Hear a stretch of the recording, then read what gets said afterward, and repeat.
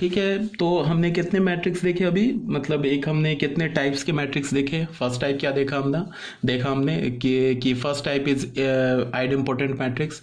Idempotent matrix इसे बोलते हैं ए स्क्वायर इज इक्वल टू ए, उसे हम आइडेम्पोटेंट मैट्रिक्स बोलेंगे। उसके बाद हमने क्या देखा, इनवॉलेटरी मैट्रिक्स। इनवॉलेटरी मैट्रिक्स इसे बोलेंगे A square is equal to I, मतलब आइडेंटिटी मैट्रिक्स। फिर हमने थर्ड देखा क्या, nilpotent matrix. Nilpotent matrix किसे बोलेंगे कि अगर मैंने बोला if A is a nilpotent matrix then A to the power M must be a null matrix and A to the power M minus one is not equal to null matrix. Fourth type में क्या हमने देखा matrix का कि periodic matrix. Periodic matrix में हमने क्या बोला कि A to the power K plus one is equal to A. ठीक है, if A is a periodic matrix then A to the power k plus 1 is equal to A where least positive value of k is called the period or index of matrix A या periodic matrix A। ठीक है, तो 4 types के अभी हमने matrix देखे। ठीक है, अब याद कैसे रखेंगे, तो याद रखने का बहुत आसान सा रास्ता है।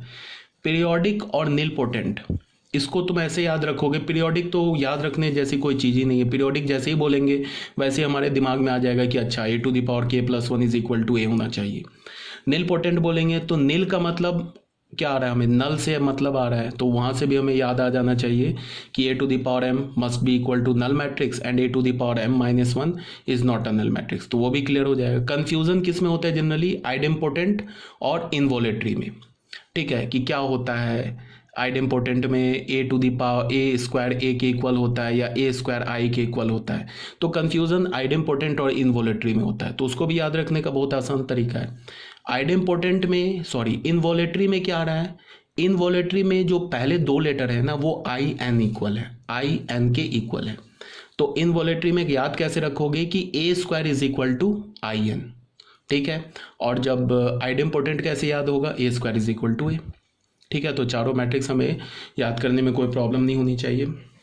ठीक है, कंफ्यूजन से बचने के लिए कभी कभी हम कंफ्यूज हो जाते हैं ना, जैसे जैसे हमारा सिलेबस आगे बढ़ता जाएगा, फिर जब हमें रिवाइज हम लोग नहीं करेंगे तो कंफ्यूज हो जाएंगे। अच्छा, इनवोलेटरी में ए स्क्वायर इज इक्वल टू ए था या ए स्क्वायर इज इक्वल टू आई था, तो वहाँ पे क्या है, इनवोलेटरी के जो पहले 2 लेटर है आई एन, उससे तुम क्या समझ सकते हो कि A square is equal to आई था। ठीक है, तो अब क्वेश्चन नंबर 4 में आ जाओ। क्वेश्चन नंबर 4 क्या बोल रहा है, show that A square matrix A is involutory if I minus A into I plus A is equal to 0। ठीक है, सॉल्यूशन 4 में क्या बोल रहा है कि if I minus A into I plus A अगर एक नल मैट्रिक्स के इक्वल है देन A क्या होगा, एक इनवोलेटरी मैट्रिक्स होगा। ये प्रूफ करने के लिए बोल रहा है। ठीक है, इसको आप दोनों रास्ते से प्रूफ कर सकते हो। मतलब क्या है कि तुम एक बार ए को इनवोलेटरी मैट्रिक्स मान लो और ये प्रूफ कर दो, पहला मेथड। दूसरा क्या है कि तुम इसको एज्यूम कर लो, इसको कैलकुलेट करो और फिर इनवोलेटरी का कंडीशन निकाल दो, ए स्क्वायर इज इक्वल टू आई, तो वहाँ से ही प्रूफ हो जाएगा। तो यहाँ से हमने क्या बोला कि हमने किया, मान लो ऐसे किया, late I minus A into I plus ए, इसको हमने नल मान लिया। ठीक है, तो यहाँ पे क्या है कि इसमें इस 2 मैट्रिक्स में एक मैट्रिक्स आइडेंटिटी मैट्रिक्स है। तो जैसे जो हम एल्जेब्रा में बोलते हैं ना X plus Y into X minus Y, तो क्या बोलते हैं X square minus Y square, वो वाली चीज़ यहाँ लगा सकते हैं। क्यों लगा सकते हैं, बिकॉज ये आइडेंटिटी मैट्रिक्स है। अगर आइडेंटिटी मैट्रिक्स नहीं होता तो फिर हम वो नहीं लगाते। फिर कैसे करते, वो ऐसे करते, I into I square, I into A plus I A minus A I और minus plus minus A square is equal to null. इस स्टेप को तुम छोड़ भी सकते थे, अगर आई के जगह मान लो बी होता तब तो ये लिखना पड़ता। ठीक है ना, बट यहाँ पे क्या है, एक मैट्रिक्स आई है तो इसको छोड़ सकते थे, तुम डायरेक्ट लिख सकते थे आई square minus A square.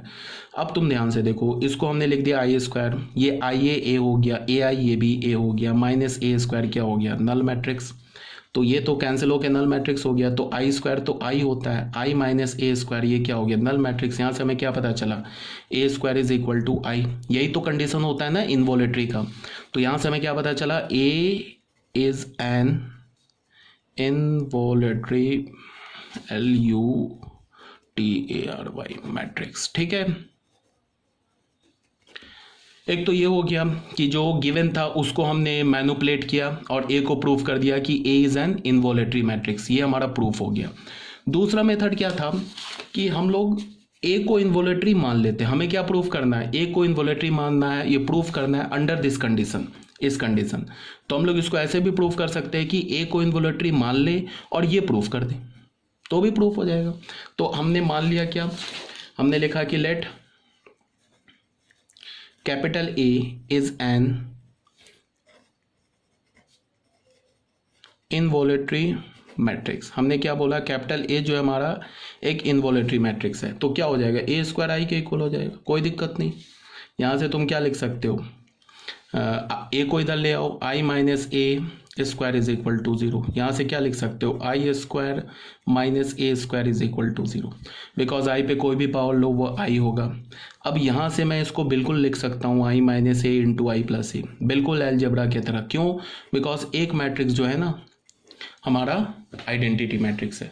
But अगर मान लो सपोज डेट ऐसे लिखा होता B square minus A square, ये नल मैट्रिक्स के इक्वल होता, तो हम इसको ऐसे नहीं लिखते। ये इम्प्लाई नहीं करता B minus A into B plus A is a null matrix, ये इम्प्लाई नहीं करता। क्यों नहीं करता, तुम इसको कैलकुलेट कर लो, ये तो प्रूफ हो गया ना, हेंस प्रूफ, ये तो क्वेश्चन प्रूफ हो गया। अब मैं तुम्हें क्या बता रहा हूँ कि